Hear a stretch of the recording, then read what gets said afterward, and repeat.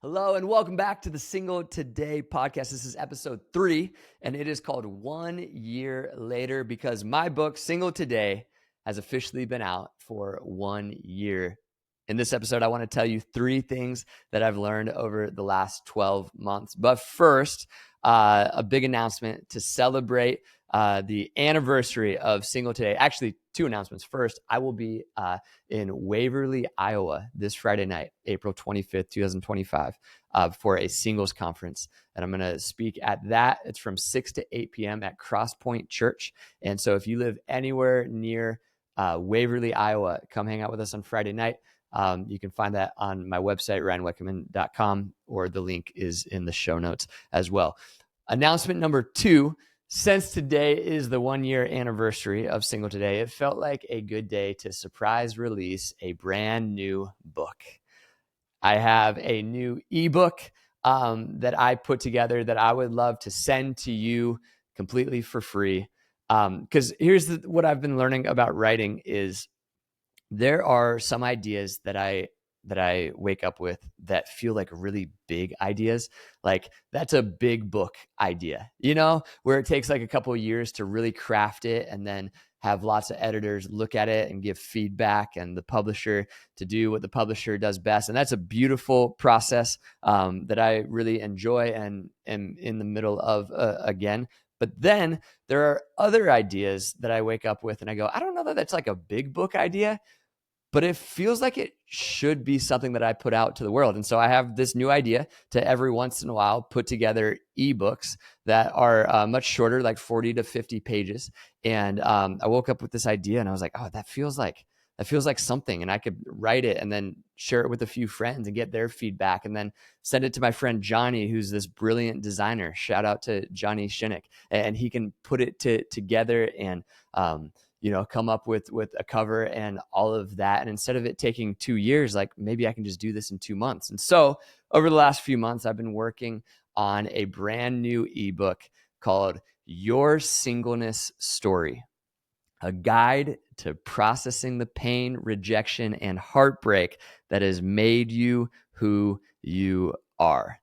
And I am so fired up about it. First off, that title obviously is catered towards single people, but this book is really for all people. What it is, and I'll do maybe a whole episode explaining it more. It's a guide that's going to help you work through a lot of the stuff from your past to realize that the pain actually has a purpose, and that if you can spend some time to process it, it's going to free you up for the next chapter of your life. And so Your Singleness Story is what it's called. And if you would like that book, you go to my website, ryanwekenman.com, and you just click the link, shoot me your email, and I will send you the book. And this is one of those books, by the way, that you have to read with a journal close by, because the whole point is it's going to lead you through and guide you through exercises that are going to help you write out your singleness story and process past pain like heartbreak and rejection, shame, and all of that. And so I would love to send that over to you. Again, ryanwekenman.com. You can get all of that information. And now let's get into the episode. 1 year later is the title of this thing. It's crazy that this book has been out. Single Today has been out for an entire year. The first thing I want to share 3 things that I've learned over these last 3 years. The first is very simple. I have learned over the last 12 months how grateful I am that actual people with actual lives have actually read and interacted with something that I made. Stick with me here for a second. I know this is a little weird, but I've got a point. Writing is it's the best. I absolutely love it. And it's also really strange because like I'll sit here at this desk or at a coffee shop and I'll get quiet and I'll pray and I'll wait and I'll try to hear from God or try to listen to the deeper parts of my own soul and figure out whatever is going on in the deep water. And then as I start to hear that, I start typing. And it's this like amazing process, but it's also this very personal thing. Like nobody is reading. No one's like looking over my shoulder reading. And that's a good thing because most of the time it's not all that great. But then other times, like I experienced a year ago, it's like I got to the point where something that I wrote was good enough to put out to the world. And over the last year, a whole bunch of you have read it and responded and asked questions and disagreed with parts and pushed further. And it has been so fun to have actual people read it. And so the first thing I just want to share is just gratitude. I want to say thank you. Thank you to everyone who dove in. Thank you to everyone who read. Thank you to everyone who asked questions. Thank you for everyone who left reviews. And thank you to everyone who shared on social media to help me get my first book out to the world. I will be forever grateful for you. And so the first thing that I'm feeling today is just gratitude. And I say all that to say I've been learning more and more the power of not just feeling gratitude, but actually expressing it. That's actually why I wanted to write that ebook to send to you all, to give you something more than just words, but to give you a gift. There's something powerful in just expressing gratitude. And so I am so genuinely thankful for you. And you, I mean, you're listening to the podcast too. So you're like, you didn't just read the book, you are really wrestling with this content, the Single Today content. And so to anybody who is listening or watching, thank you from the bottom of my heart. That's number one. Number two, I have learned or doubled down on this truth that today is where the party's at. Today is where the party's at. Single Today has been about singleness, kind of. Like the first word, single, has always been a bit of a way in to talk about the second word, which is the word today. Which is why I love like married people come up to me all the time and they're like, I needed that. And it's true because it's like, it's really a book about being content, being where you are today.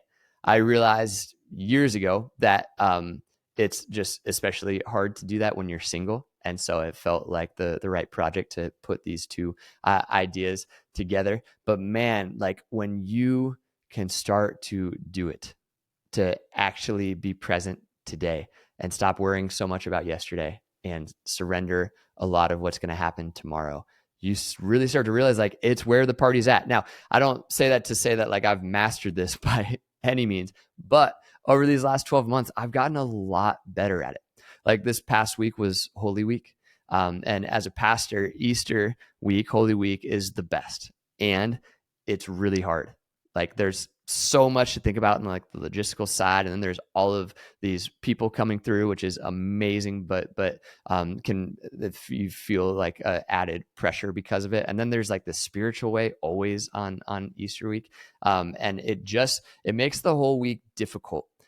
Because no matter what's happening throughout the week, in the back of your mind, you're always thinking about Sunday and all of the services and hoping that everything's going to go well and trying to like make sure you've thought of everything that you need to think of and all of that. And so it can be really hard sometimes to be present during Holy Week because you can't stop thinking about Sunday. But this week, this was past Sunday, or this past Holy Week, I was so proud of myself for being present. Like on Good Friday, typically in the back of my mind, I'm like, yeah, okay, but I got to think about this. I got to think about this for the weekend and this for the weekend and this for the weekend. I had several hours where I was just legitimately present on Friday and thinking about the cross right before jumping ahead to the resurrection on Sunday morning. And it was powerful to be able to like take a deep breath and go, yeah, Sunday's coming. I don't mean this in like the cliche Christian way, but like legitimately, today is Friday. And so let's sit in the pain and the brutality of the cross before we move on. And so as I was going through all that, I was thinking about these last 12 months of the Single Today journey that so many of you have been on. And I hope and I pray that in your own small ways, you've seen some little victories of yourself realizing that today is where the party's at. Because my goodness, when we're single, like especially all of that fear about the future, right? And am I running out of time? And all of that we've talked about so much, all of those worries and thoughts are genuine, and they are all like, they are there for a reason. But today is where the party is at. And I just believe Jesus was giving this radical invitation when he said, you don't have to worry about tomorrow. Like you can just be here now. It's kind of like I love a good fiction book, like a science fiction book, or and there are moments where I'm so tempted to. I always love knowing, like, okay, I'm on page 200, but I want to see how many pages there are in this book, and so I'll like skip forward to the end to see, like, oh, okay, there's 500 pages. I don't know why. I love that, but it's so hard to do that without like looking for spoilers, and seeing, like, you see someone's name, you're like, okay, so that person survives to the end, or these two get married, or whatever it is. I feel like in life, sometimes we're like so tempted to do that. Like, I want to skip ahead. I want to look at what's coming a week from now, a month from now, a year from now, 10 years from now. But today is where the party is at. And so just be present on page 200 to keep with our metaphor. Stay present on the page that you are on.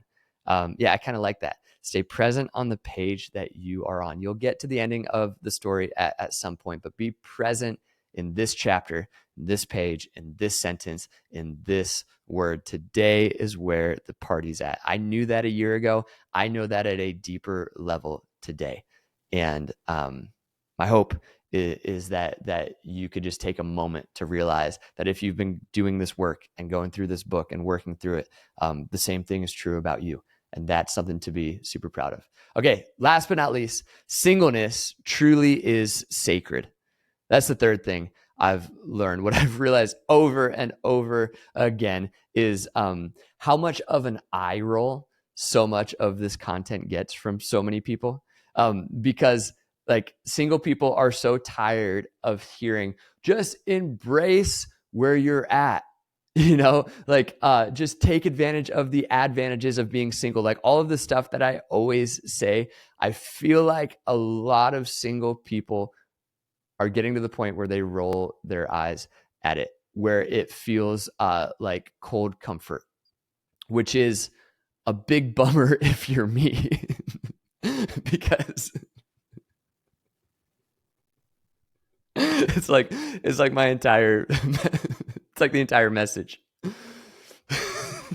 And so I'm gonna leave this in. It's just hitting me in real time. We're sticking with it. It's like my entire message that some single people will roll their eyes at. It's kind of like, here's the funny way I was just thinking about it this morning. It would be like opening a pizza parlor and like putting everything you have into it. And then everyone you meet in that town that you open the pizza parlor at is like, pizza. Pizza is so played out. Like, we're so over pizza. We don't go to pizza parlors anymore. And you'd be like, oh, well, that's a bummer, because I just used my life savings to open this pizza parlor. But I the reason I think this is so funny is because I've just put so much work into it. I've thought about it so much. I've had so many conversations. And what I have learned, just to double down on this message, is I believe that is the shallow water of singleness. Yeah, that eye roll is coming from the shallow waters of singleness, and maybe an inability or not wanting to move to the deeper waters of singleness. Like, so much of what gets thrown out culturally today about singleness, like when it's somebody who's just like, I love being single because here's all the freedoms that it affords me. It's always like, because I get to go out with my friends and I don't have to worry about like waking up early. And like, what I've realized over the years is like, hey, there's so much more to being single than just having the freedom to go out with your friends. So, by the way, that gets old after a while. But there is like this deep water that comes with singleness if you will allow yourself to dive in, like so many of you have been doing. That's why you're here. That's why you're listening to this podcast, because you get this, because you know this, that like singleness actually affords you all sorts of interesting opportunities. It gives you so much time to chase after some like really cool dreams and to do some things that have so much more purpose baked into them than just like freedom to go on a trip with your friends. Although, like, great, that's fun. Do that, have fun, absolutely. But like, there can be so much purpose assigned to your singleness if you will allow it.